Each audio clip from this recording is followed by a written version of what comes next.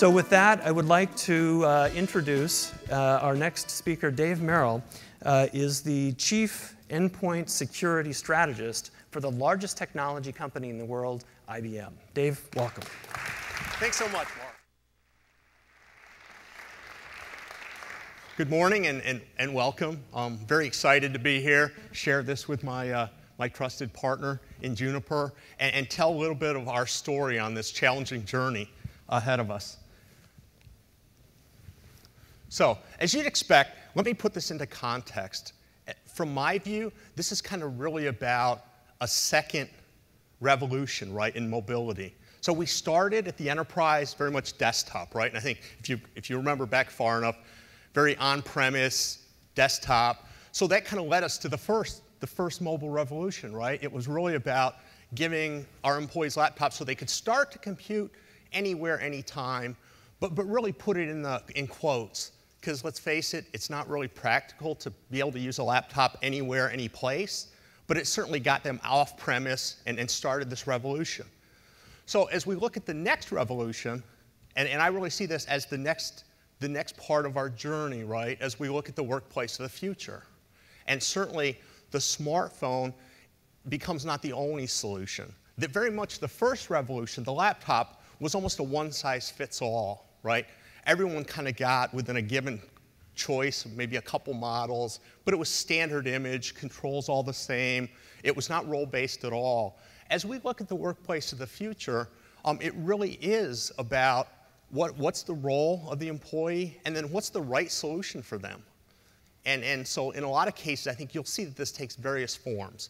Some folks, it may be still the traditional laptop, maybe supplemented with a secondary smartphone. But for some folks, we really envision that this will become, smartphone really does become a primary device for a lot of our mobile workers, right? The folks that are in front of our customers, adding value to our clients, and because it really gives them the kind of efficiency that they need there, right? So that we can better serve our clients. Certainly at the same time, the security side of me says this is a challenging transformation because we can't lose sight of kind of the primary concern we have, which is really all about our data. As I look at this space, for us, it really is about the data. We have very clear requirements for how we protect data. Well established, kind of says for this classification of data, here's the controls we require. That's really very finite in most cases.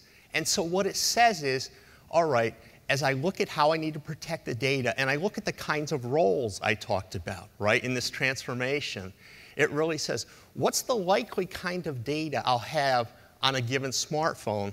Because the challenge then becomes, what's the right technology to ensure that that data is every bit as secure as it was on the laptop and on the desktop and in our data centers? So it really comes down to, how do we make sure that we've lost nothing in terms of security while we enable this transformation? The one thing that really resonates for me here is the fact that because we put the data on a smartphone, it really isn't any less valuable.